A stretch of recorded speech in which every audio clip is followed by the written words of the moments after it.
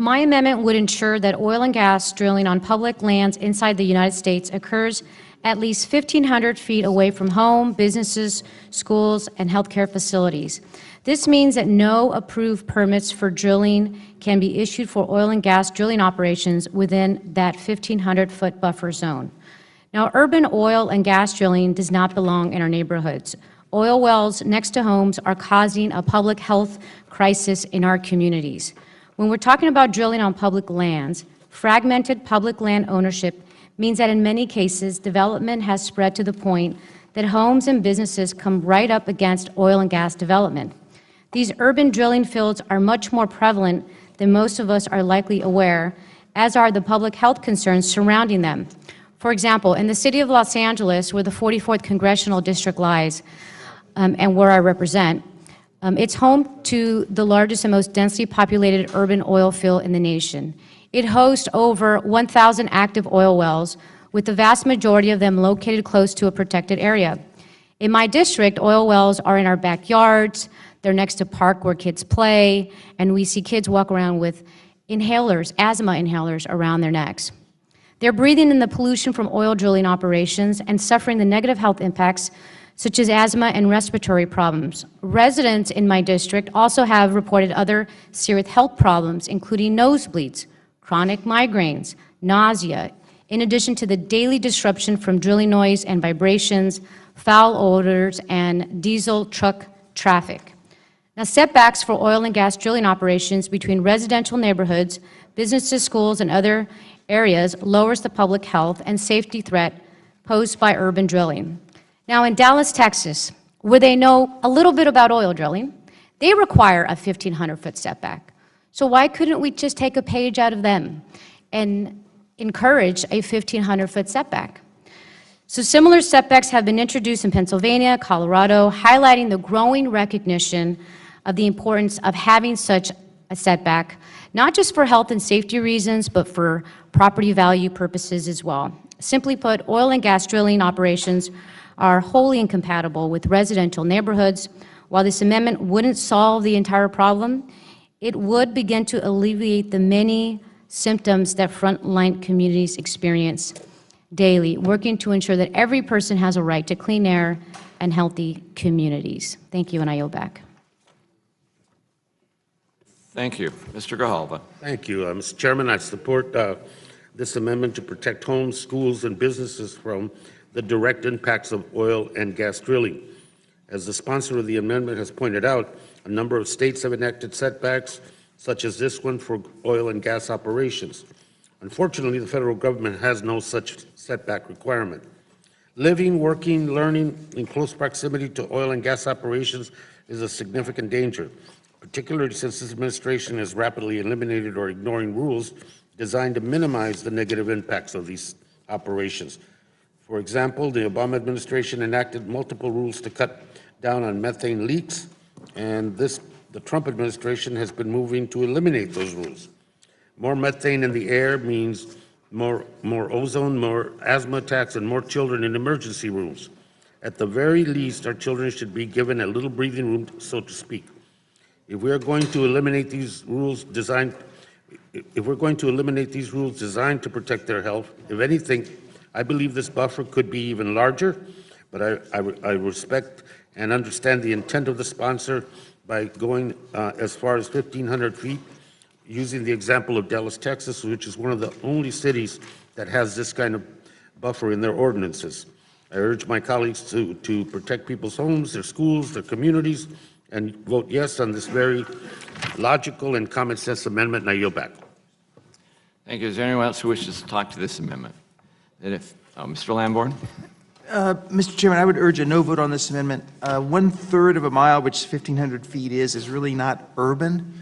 You can have very sparsely settled areas and still have houses within 1/3 of a mile of each other. That's not my definition of urban. Colorado is mentioned. Colorado has not enacted this. Some local communities have tried, but they're overridden by state law, which does not allow this kind of setback. And remember, drilling only takes place for a few weeks. Then if something is found, there will be a few pipes above ground. But the drilling itself, which does make some noise, only lasts, and has some traffic, only lasts a few weeks. And so, for those reasons, Mr. Chairman, oh, and also the health concerns that are cited have not really been backed up by science. If you live a third of a mile away from something that's being drilled, you're hard-pressed to show any health impact from that, for the air or whatever. So, Mr. Chairman, for all those reasons, I would urge a no vote on this amendment. I know it's well-intentioned, but it's not practical. One last thing, on federal lands like Bureau of Land Management or other lands where this bill really applies, you don't have the Dallas, Texas type of urban environments. These are places that are usually pretty isolated. So for those reasons, Mr. Chairman, I would urge a no vote on this amendment. Thank you. Let me, if there are no other speakers who want to talk about Ms. Hanabuso. Thank you, Mr. Chair. Mr. Chair, I'd like to yield my time to Ms. Barragán. Thank you. I just want to respond. I have to say it's a complete disappointment to sit in this committee and to hear some of my colleagues just, the response is appalling to me. You don't have to go very far than to go into some of these districts, to go into some of these places and talk to the people who live there and to see them, to see the health impacts, to see the high rising numbers of respiratory problems of people who live next to it. You can't deny it. You want to talk about science, I get it, that we don't, that you all don't believe in climate change, you don't believe the science, and you don't believe it's man-made. I get that. But you can't deny that people have nosebleeds, that they suffer from the health impacts of living next to oil drilling. I have been there myself. Now, I was in a city where you had an oil company that wanted to come and drill 34 oil and water injection wells. And that oil company told me if there was a spill in the ocean, it's okay if the kids swim in the ocean with it, with the oil all over them, it would be just fine. They could just go wipe it off. I've heard these lies left and right from the oil companies. But to kind of hear elected officials in cities say there is no relationship between the oil drilling operations, the pollution, and health, I think goes way too far. It's one thing to not support it. It's another thing to then say there is no relationship and there's no evidence. Go talk to the kids who have inhalers around their necks. Go talk to the people who have rising cancer rates right next to these communities.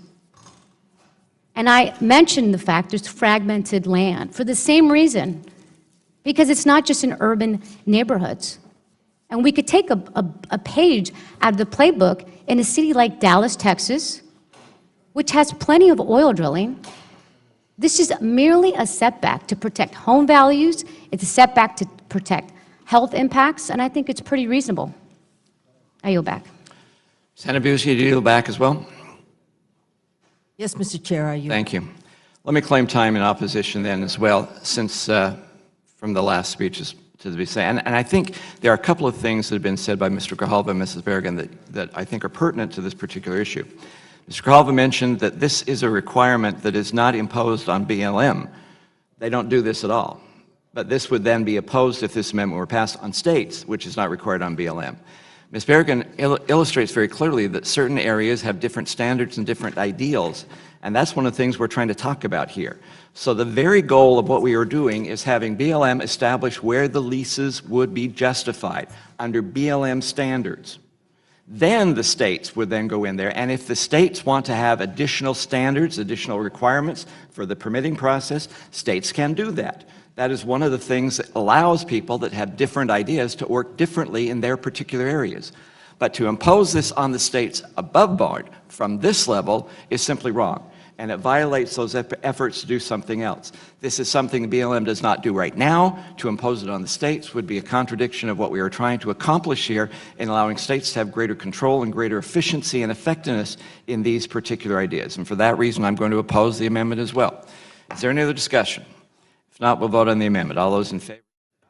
Aye. Opposed, say nay. No. Noes have it. I ask for a recorded vote, please. Recorded votes asked for. Mr. Bishop? Nope. Mr. Bishop votes no. Mr. Grijalva? Aye. Mr. Grijalva votes yes. Mr. Young? Ms. Napolitano? Aye. Ms. Napolitano votes yes. Mr. Gohmert? Ms. Bordallo? Mr. Lambourne? Mr. Lamborn votes no. Mr. Costa? Mr. Whitman?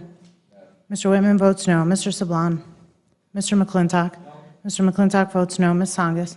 Ms. Songus votes yes. Mr. Pierce? Mr. Pierce votes no. Mr. Huffman? Mr. Thompson? Mr. Thompson votes no. Mr. Lowenthal? Mr. Lowenthal votes yes. Mr. Gozar? Mr. Gozar votes no. Mr. Byer? Mr. Byer votes yes. Mr. Labrador? Mrs. Torres? Mrs. Torres votes yes. Mr. Tipton? Mr. Tipton votes no. Mr. Gallego? Mr. Gallego votes yes. Mr. LaMalfa? Mr. LaMalfa votes no. Ms. Hanabusa? Ms. Hanabusa votes yes. Mr. Denham? Ms. Barragán? Ms. Barragán votes yes. Mr. Cook? Mr. Soto?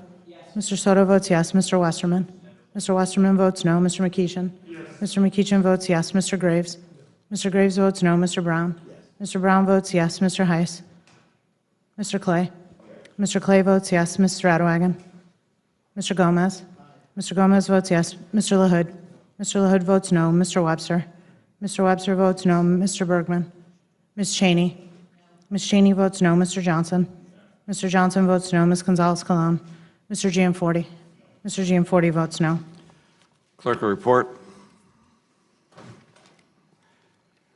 and justify my hearing.